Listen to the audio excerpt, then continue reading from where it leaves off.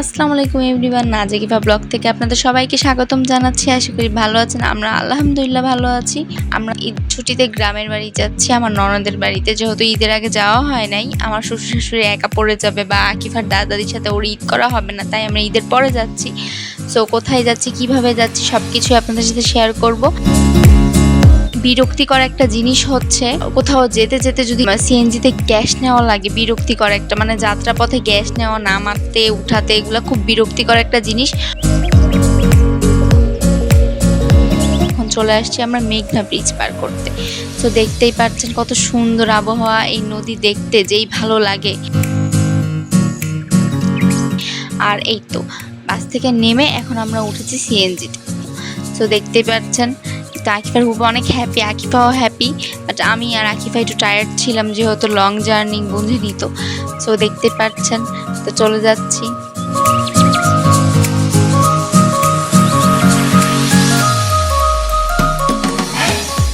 সবুজ, যেখানে তাকাবো সবুজ আর সবুজ। আর গ্রামের প্রাকৃতিক আবহাওয়া এত সুন্দর যে মন প্রাণ সব জুড়িয়ে যায়, যারা যায় তারাই বুঝে। আসলে খুব সুন্দর একটা ওয়েদার। আর যেহেতু আজকে একটু গরম ছিল, একটু কষ্ট হয়েছে, বাট এখানে আসার পরে এই যে ঘাস সবুজ সবকিছু দেখে সবকিছুই ভুলে গেছি। ওয়েদারটা এত সুন্দর, যদি এটা আপনাদের সাথে শেয়ার করতে পারতাম, ফিলিংসটা খুবই ভালো লাগতো।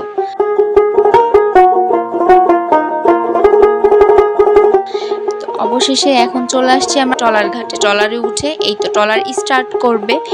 এই নদীটা পার হতে প্রায় 10-15 মিনিটের মতো লাগে। মেঘনা নদী অনেক বড় নদী, বাট অনেক ভালো লাগে। আর যেহেতু সূর্যের তাপ প্রচণ্ড ছিল, আকিফা আর আমার মাথা একদম টোটালি গরম হয়ে গেছে। আর পায়ের নিচে ঠান্ডা পানি, ওয়াও খুবই ভালো লাগতেছিল। একটু গরম ছিল, দেখতে পাচ্ছেন কি সুন্দর নদীর ঢেউ, ওয়াও। আর পানিগুলো এত ভালো লাগতেছিল, ইচ্ছা করতেছিল ধরতে। এটাকে কিন্তু আকিফার জন্য, আকিফার বাবা আমাকে একটুও ডাউন হতে দিচ্ছিল না। বারবার একটাই কথা বলে, আমার মেয়েকে শক্ত করে ধরো, আমার মেয়েকে শক্ত করে ধরো। আকিফার ফুপাও ভয় পাচ্ছে, যেহেতু আকিফার এই নিয়ে সেকেন্ডবার ও নদী পার হচ্ছে। আর আরেকবার আসছিলাম তখন ও ছোট ছিল অনেক। দেখতে পাচ্ছেন কি সুন্দর ঢেউ, মাশাআল্লাহ। আল্লাহর কত সুন্দর সুন্দর সৃষ্টি। এই তো বলতে বলতে চলেই আসলাম।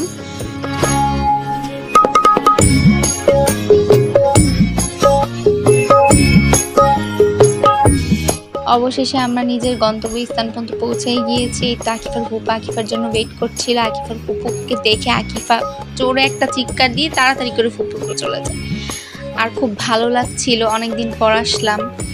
তো দেখতেই পাচ্ছেন, এটাকে হচ্ছে গ্রামের ভাষায় বলে ক্যালেনের পানি। এই পানিটা খুবই ঠান্ডা, পা দিলেই বোঝা যায়, কি মজার একটা বিষয়। আমি খুব হ্যাপি যেহেতু অনেকদিন পরে আসা হইল।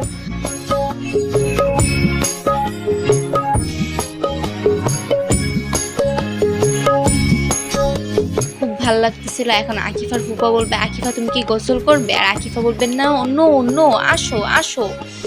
দেখতেই পাচ্ছেন এখন আকিফার ফুপ নামছে, আর আকিফা বলতেছে আসো আছো আছো। ও খুব ভয় পায়, একটু ভীতু আমার মেয়েটা। ও ডাক দিতেছে বারবার করে, আর আমি হাসতেছি। এই তো চলে আসলাম, দেখতেই পাচ্ছেন সামনে। আর পিছন থেকে আকিফার ফুপু আসতেছে আকিফার জন্য খাঁটি গাভীর দুধ নিয়ে। আকিফা যেহেতু কিচ্ছুই খায় না, দুধও খাই না ধরতে গেলে, তাও নিয়ে আসছে খাঁটি গরুর দুধ।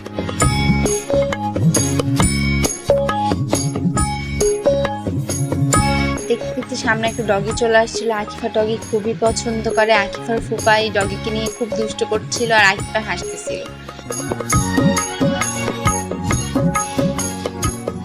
চলে আসলাম।